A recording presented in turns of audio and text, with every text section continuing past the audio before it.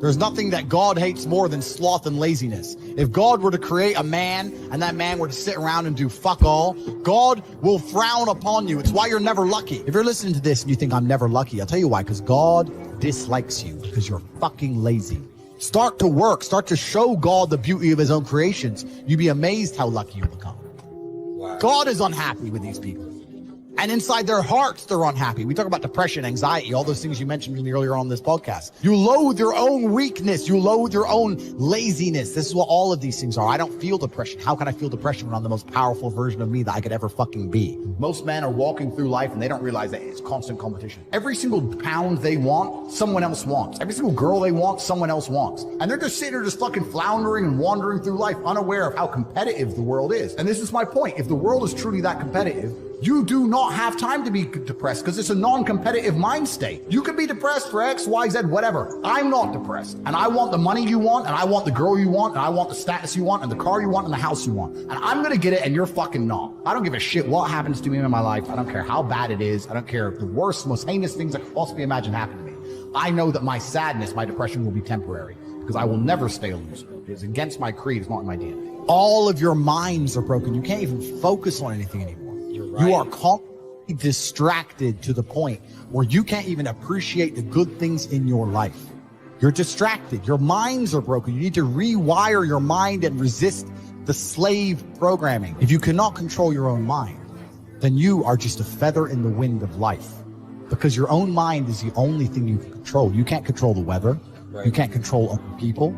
You can't even control whether your heart stops beating. You might have a heart attack tomorrow. You can't control anything besides what you think. If you cannot control your own mind, then you go through life with zero control, zero influence. You can't control anything. You're just a feather in the wind, waiting for life to blow you from happy place to sad place to happy place to sad place, completely hoping on the gods to be fortunate to you, because if any genuine discomfort comes your way, you're fucked. It's so easy to win if you can control your own mind. It seems nobody fucking can. Your own father's ashamed of you, and you don't even feel fucking motivated to do shit. It's a fucking shame. If you were to go and look your father in the eye and said, you know what, I could have been a UFC champion, I could have been a multi-millionaire, I could have been a race car driver, I could have been a fucking nuclear physicist, could have done all these things, but I was busy on Pornhub. You think he's gonna be proud of you? Fuck no. People who go, yes, I'm wasting my potential, those are the ones who have potential. The ones who stand up and go, I am wasting my potential, I could be anything, and I am not that yet. They have a chance. This is your prerogative as a man. But you need to be instilled with a sense of duty to your bloodline. You must want it. You need to want it deep inside your soul. I can't die as anything less than emperor. As a man, if you don't make yourself valuable, you have no value. You have to get up and do it. Just like a video game, you start with fucking zero. You have to decide if you want to complete it. You have to upgrade your character. So I find it amazing that men are going to play video games and fuck about and waste their time instead of upgrading their character. Everyone knows what to do. You know what you have to do. Right. If you had to become the most dangerous, intelligent, respectable man on the planet, you know you're supposed to go to the gym. You know you're supposed to train, learn how to fight.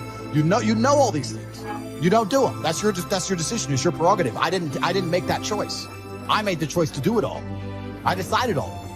And every single man watching this can do the exact same thing.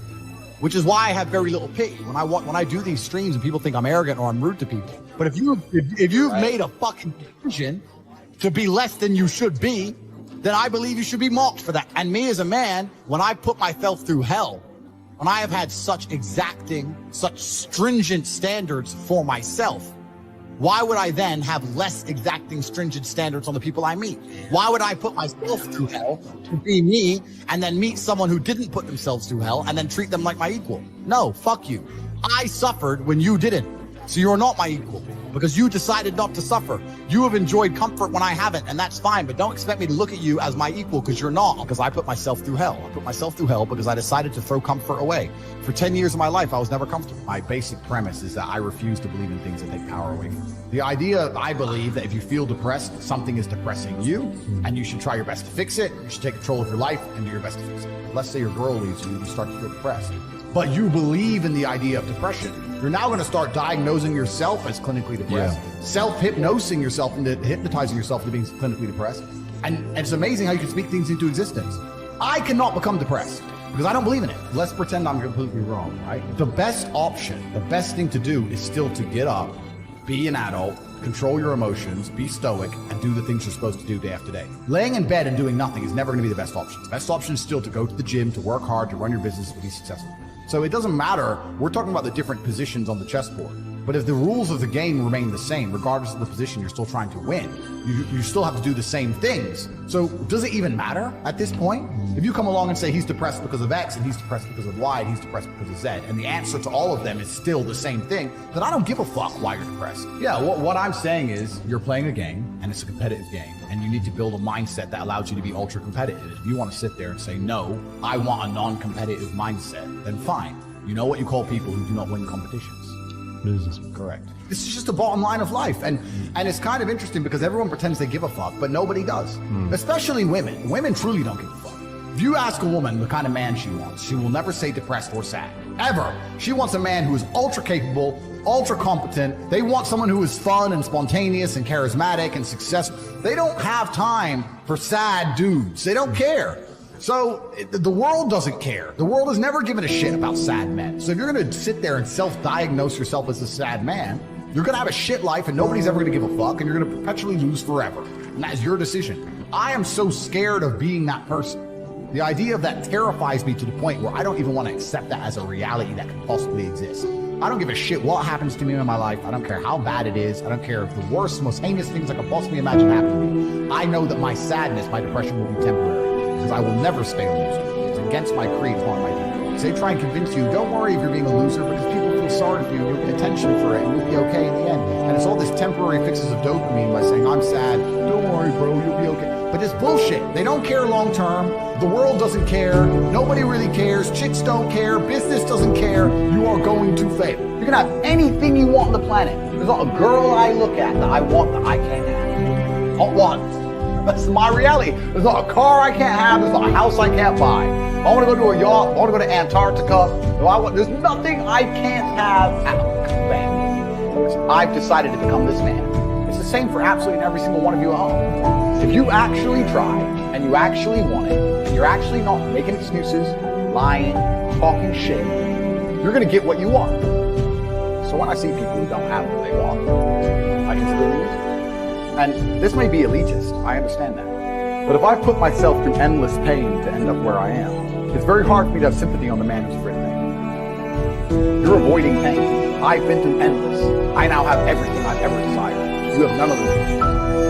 Am I supposed to feel sorry for you? Am I supposed to look at you and go, oh, poor dude? No.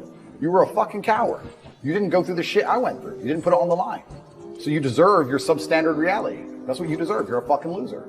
Because if you actually wanted it, and you actually tried, you'd have it. You could have anything you want. Universe is super giving. If you want it, you can have it. If you're sitting there saying, oh, but I tried my best and I still didn't get it, you're lying. You didn't try your best. That is a fucking lie. The universe gives it to everybody who genuinely tries. And I know that to be a fact because this world's competitive. We're all competing against each other. And the majority of people don't try. Like I've achieved this amazing life and I've tried very, very hard, but it could have been harder. You just get to a point where you're like, I'm tired of hearing your fucking excuses. That's bullshit. And you become to a degree, yeah, cold and psychopathic. It's true. That's what happens. And I get it all the time.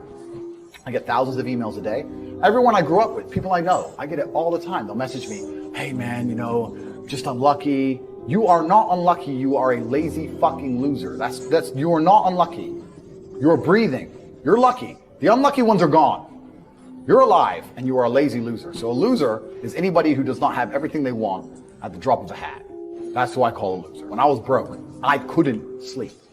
I don't know how there's broke people out here sleeping just fine at night. Going, inflation's 20%, gas prices are 6 times, everything on the news is a lie, I never stand a chance of ever getting rich, where's my pillow? Like, what's the fucking wrong with you people? I'd go to bed at night as a teenager and think, I looked it up on the internet. It was a Honda Civic Type R. I wanted one. It was like 38,000 pounds. I had no money. Less than 50 pounds in my bank account. Couldn't afford it. Then I looked up how much a Ferrari cost. 210,000 pounds. And I said to Tristan, my brother, I was like, there are people with 210,000 pounds for a car. How? If I worked my job for 6 years and saved every penny. If I walked to work and didn't eat, I couldn't buy this car. How are people doing this? I couldn't sleep at night when I was broke. I knew that everything was a lie. I knew the Matrix was lying to me. I knew I had to find a way out. I was sitting there going, I refuse to live my human years and be some second-class citizen peasant when there's people out here who get to do whatever the fuck they want. I couldn't tolerate it, and I was so uncomfortable that it gave me the motivation I needed to escape. But the people who go, oh yeah, nice Ferrari, yeah, back to the TV. Dummies, losers. And the thing about the world is, we need losers. I'm not mad at losers. If that's the reality you've chosen to live, you get one spin in this version of life, and you decided you want to be a loser, that's fantastic. But I don't feel sorry for you people, because you fucking deserve it, because it's a decision you made. You made that decision. If you're sitting at home and you say, I don't want to be a loser, you know what to do. I told you how to escape the Matrix.